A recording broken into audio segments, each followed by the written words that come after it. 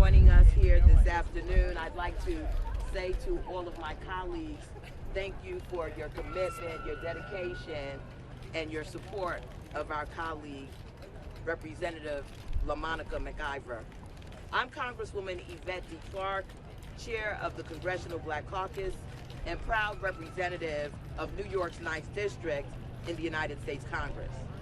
Well, we know exactly why we're here today. And that is because the President of the United States has weaponized his Department of Justice in an attempt to make a young Congresswoman from New Jersey the focal point of his efforts to intimidate Congress into submission. Let me be overwhelmingly clear. Congresswoman McIver has the full and unwavering support of the Congressional Black Caucus, period.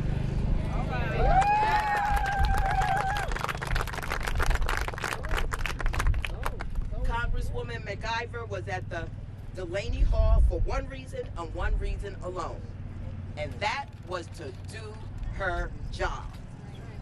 Members of Congress have every right to conduct oversight at ICE facilities and any other federal agency.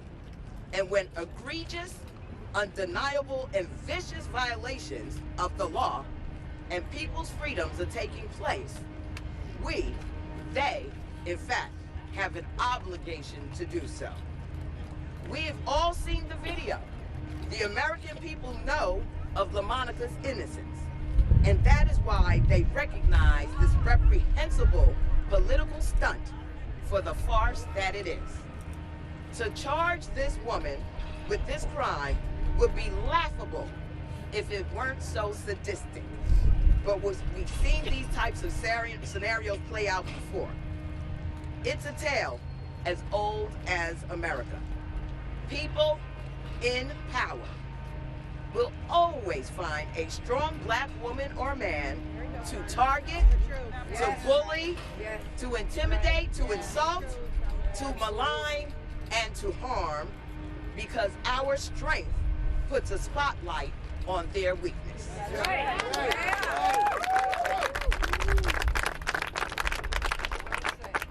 They cannot tolerate a world that knows precisely how small they are.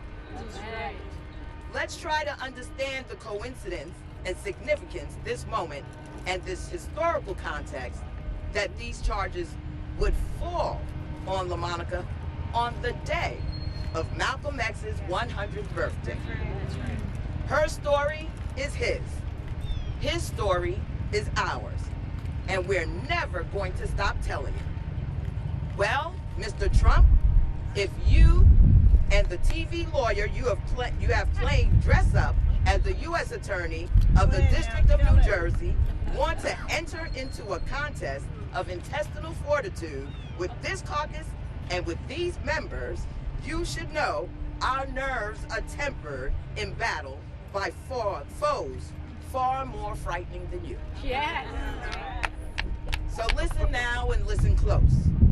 No matter how many attempts your administration makes to intimidate Congress, local leaders, the federal workforce, or anyone who stands up against the Trump regime, you should know our resolve is only deepened by this disgusting attack.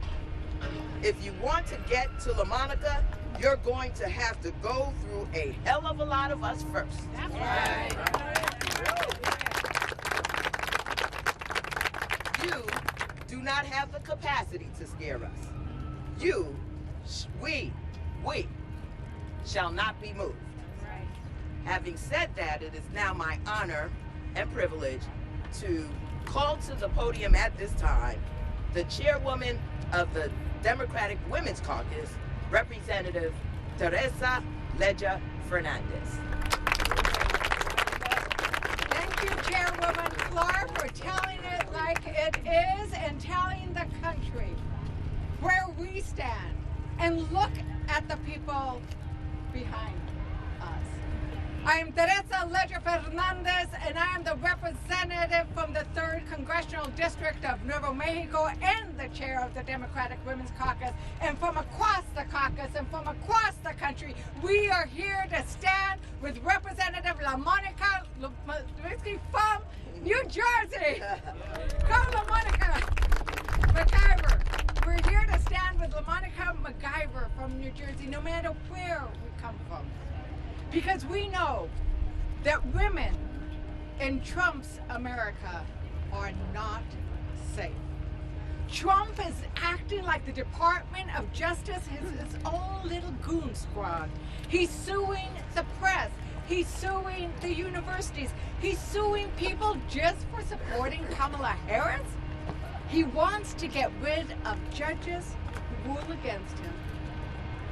And now he's coming after Congress. America's ideals rejected the concept of a king. We adopted a constitution that calls for free press, for due process, and for a Congress that is separate from the administration. Article 1 creates a Congress that is the people's representative. We represent the people of the United States of America. People's representatives will not be intimidated by a president who does not understand or value our constitutional principles. And you know who values our constitutional principles? Every one of the New Jersey representatives who stood up and went to that facility. And I want to recognize our New Jersey representatives who stood there, who came, who walked over,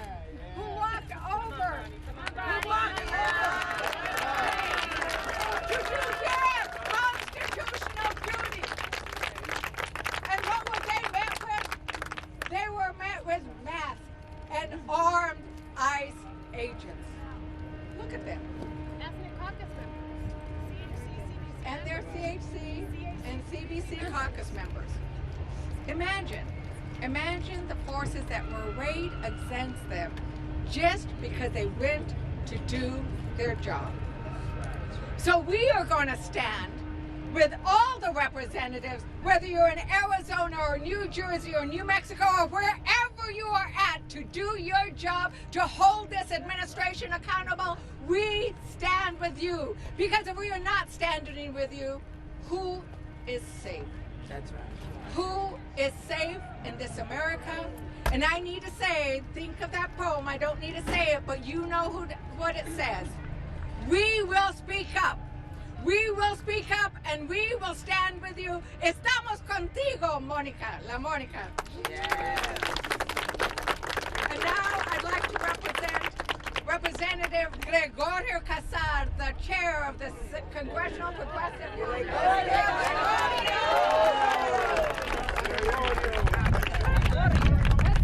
Buenas tardes.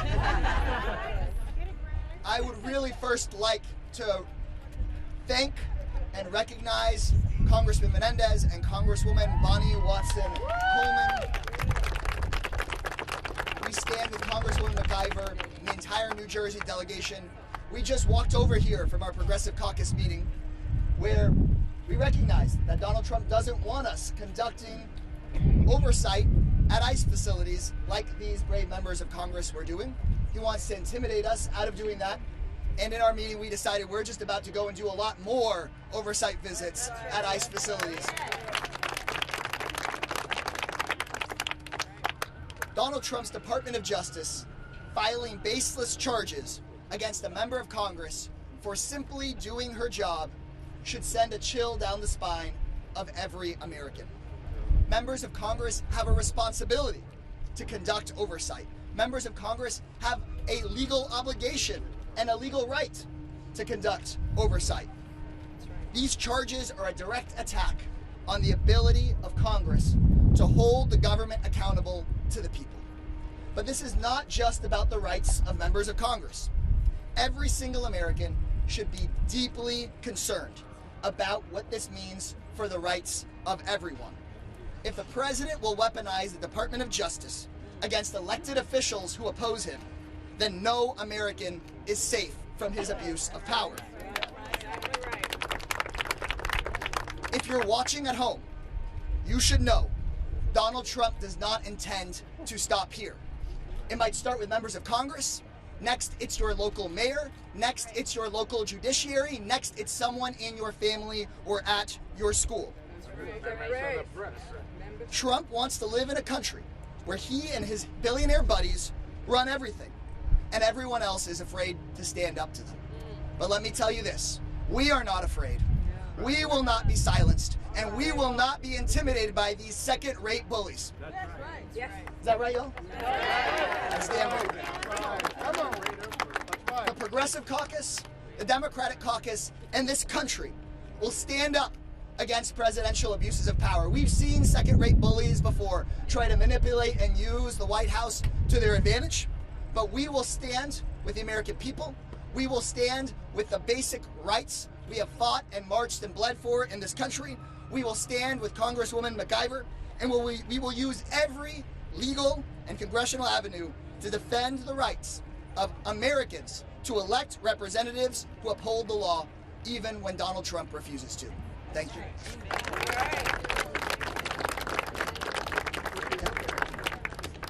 And next we have the U.S. Senator from New Jersey, Cory Booker.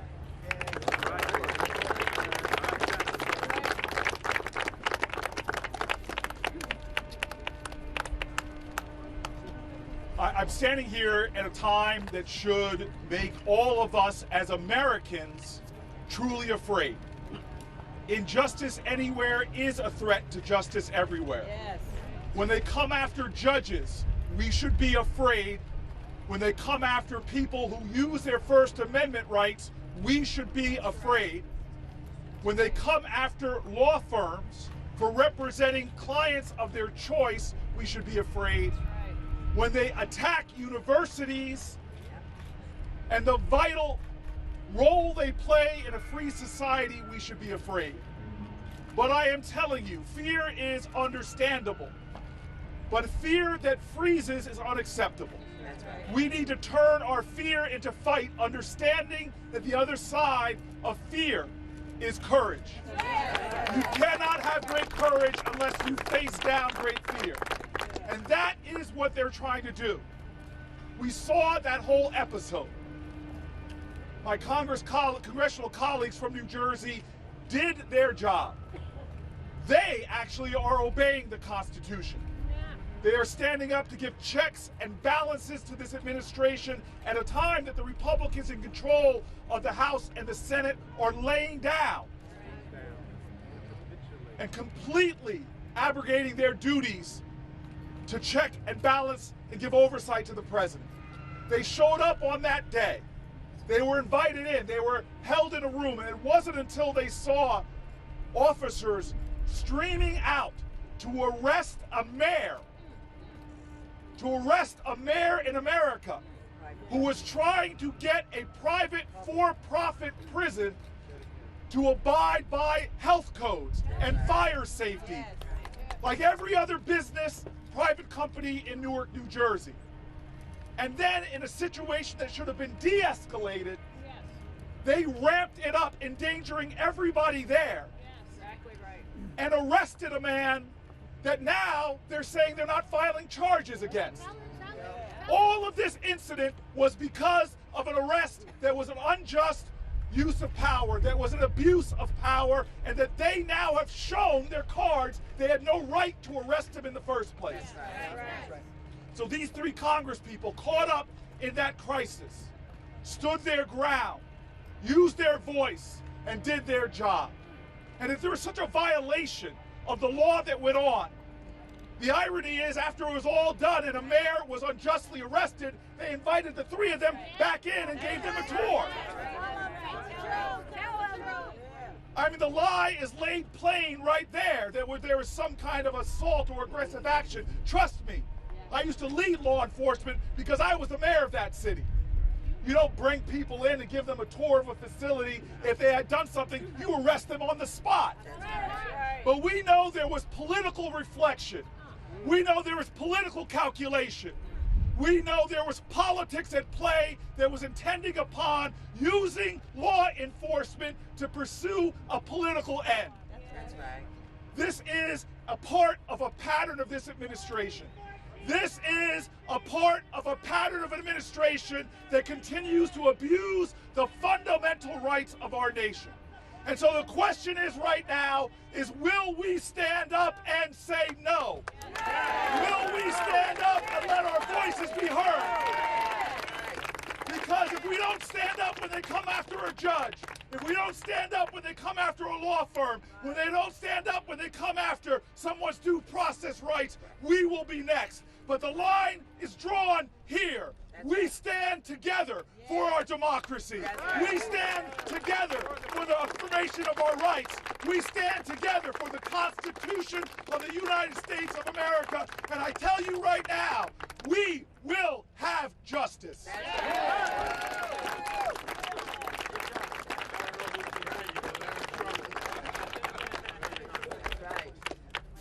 And now we have the Dean of the New Jersey delegation, Ranking Member Frank Pallone.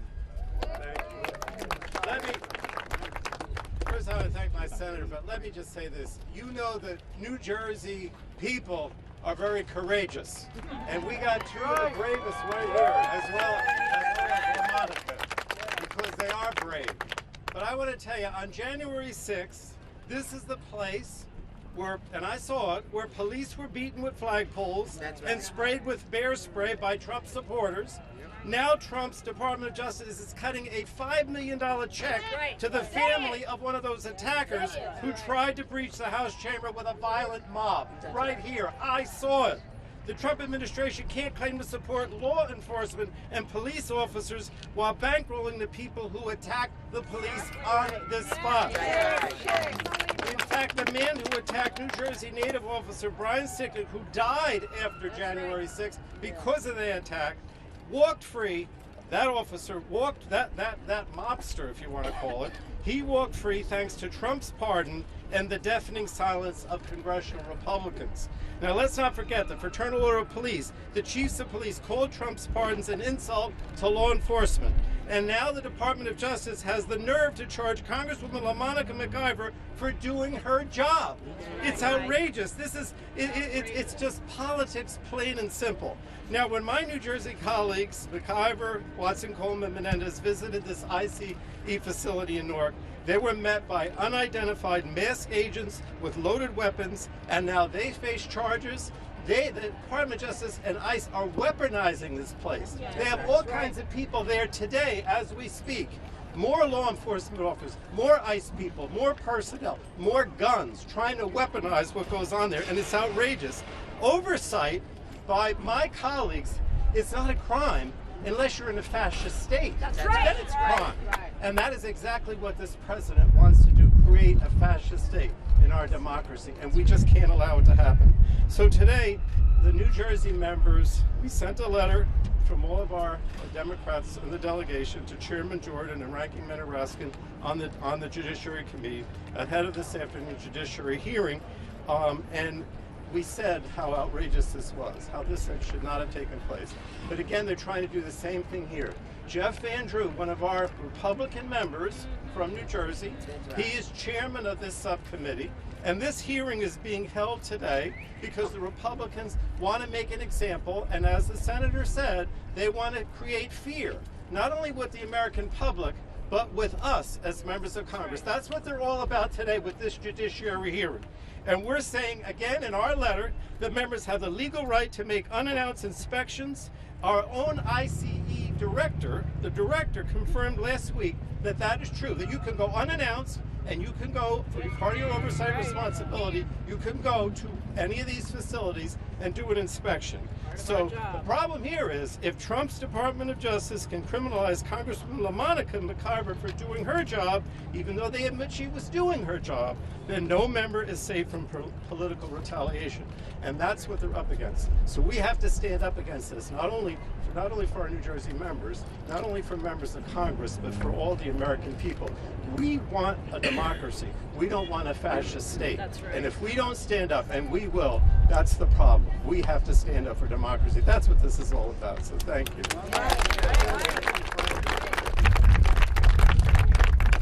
So let me just again thank all of our colleagues who have taken the time from their busy schedules, because there's a lot going on Capitol Hill. Nothing more important than making sure that we stand shoulder to shoulder with those who are being prosecuted by this administration. Is they come for LaMonica today, they'll come for any of us tomorrow. And we are standing between tyranny and justice in this nation.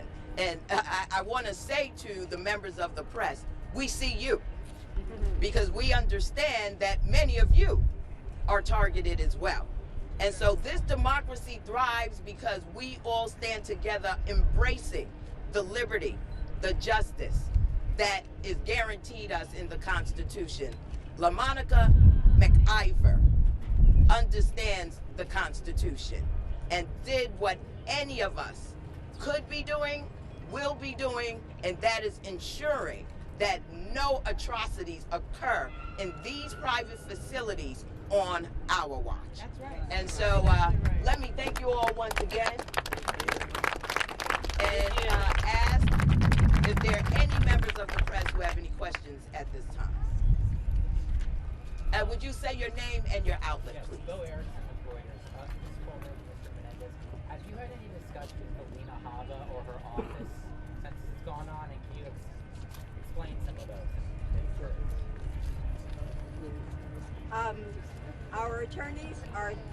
Our attorneys are meeting with them tomorrow individually. That's the first contact that we've actually had from her. So we don't know what she has intended, but we're ready for whatever it might be. So you think there could still be charges brought? Well, they've indicated that that's a possibility, and so it's a possibility and it may be a probability. We shall see.